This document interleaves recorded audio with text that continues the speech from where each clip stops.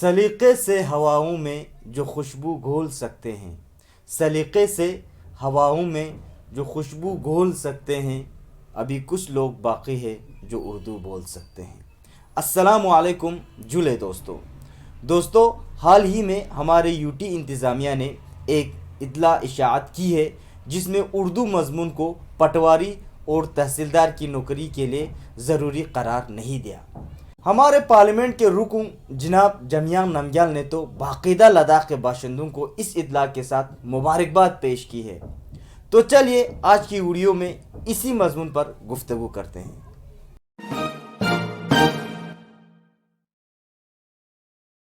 دوستو، کچھ لداخیوں کا ماننا ہے کہ اردو زبان لداخیوں پر کشمیریوں نے تھوپی تھی۔ یہ ماننا بہت ہی ناانصافی کی بات ہوگی۔ اگر کشمیریوں کو اپنا زبان تھوپنا ہی تھا تو اپنا ہی زبان تھوپ لیتے، کشمیری زبان۔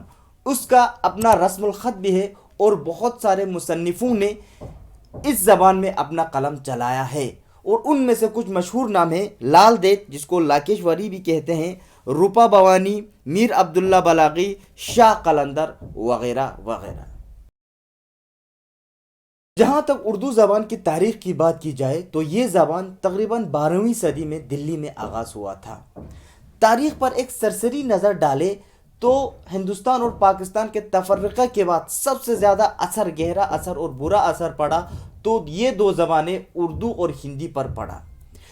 پاکستانیوں نے اردو کو اپنا مقامی زبان بنایا اور ہندی کو چھوڑ دیا، اور ساتھ ہی ساتھ ہندوستان کے شمالی علاقوں میں ہندی کو تقویت ملی اور اردو زبان کو ایک دم ایبنڈن کر لیا۔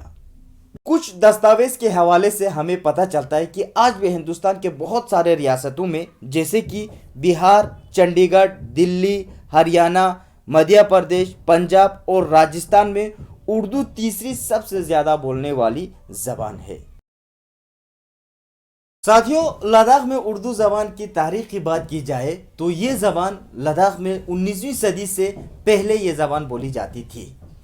اس کے حوالے سے الیگزینڈر مورکرافٹ، جنہوں نے لداخ کا دورہ سن 1820-22 میں کیا تھا، وہ اور ان کے ساتھی جارج ٹریبیک ان کے سفرنامہ travels in the Himalayan provinces of Hindustan and Punjab میں لکھتے ہیں، صفحہ 27-28 میں: In each of these villages was an Akhon and village master, one or two, who could speak Persian اور ہندوستانی۔ یہاں پر محققوں نے اس بات کا تذکرہ ضرور کیا ہے کہ ہندوستانی کا مطلب یہاں پر اردو ہے۔ سن 1853 میں الیگزینڈر کننگھم نے بھی ایک کتاب لکھی جس کا نام لداخ رکھا گیا۔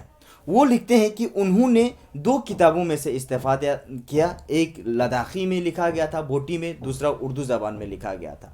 تو ان کا کہنا ہے کہ اس نے اردو زبان میں جو کتاب لکھی گئی تھی اس سے زیادہ استفادہ کیا، کیونکہ جو بوٹی زبان میں لکھی گئی تھی اس میں لامائک آئیڈیاز زیادہ تھے اور تاریخ کم تھی۔ سن 1874 میں ڈوگرا مہاراجہ نے لیہ میں ایک سنسکرت سکول کھولا، جس سکول کا نام شاستری سکول رکھا گیا۔ اس میں لیہ کے بچوں کو، خصوصاً بدھسٹ بچوں کو سکول بھیجا نہیں گیا۔ پریم سنگھ جناح اس حوالے سے اپنی کتاب Ladakh Himalaya past and present میں لکھتے ہیں کہ لیہ والے اردو اور فارسی کو زیادہ ترجیح دیتے تھے تاکہ باہر سے آنے والے تاجروں کے ساتھ رابطہ کیا جائے، اور ساتھ ہی ساتھ لیہ والوں کو یہ بھی شک تھا، یہ بھی تردید تھی کہ ڈوگرا مہاراجہ بدھسٹ بچوں کو ہندو بنانا چاہتے ہیں۔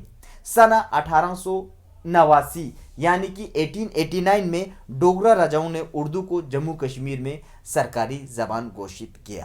دوستو، جس طرح سے جموں کشمیر سے دفعہ 370 اور دفعہ 35 ہٹایا گیا، اسی طرح سے لداخ سے بھی آنن فانن میں بنا ڈائیلاگ کے، بنا کسی کے ساتھ ڈسکشن کیے ہوئے اردو زبان کو غیر علاقائی قرار دیتے ہوئے ایک ڈپارٹمنٹ سے ہٹایا جاتا ہے۔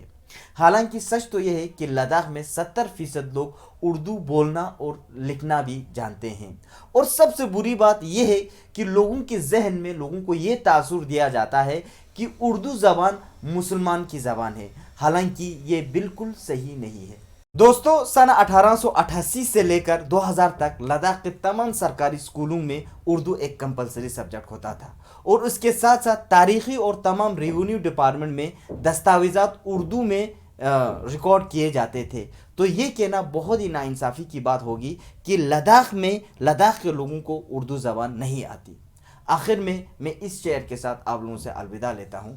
کسے تہذیب کہتے ہیں وہ خود ہی جان جائیں گے، کسے تہذیب کہتے ہیں وہ خود ہی جان جائیں گے، تم اپنے بچوں کو فقط اردو سکھا دینا، تم اپنے بچوں کو فقط اردو سکھا دینا۔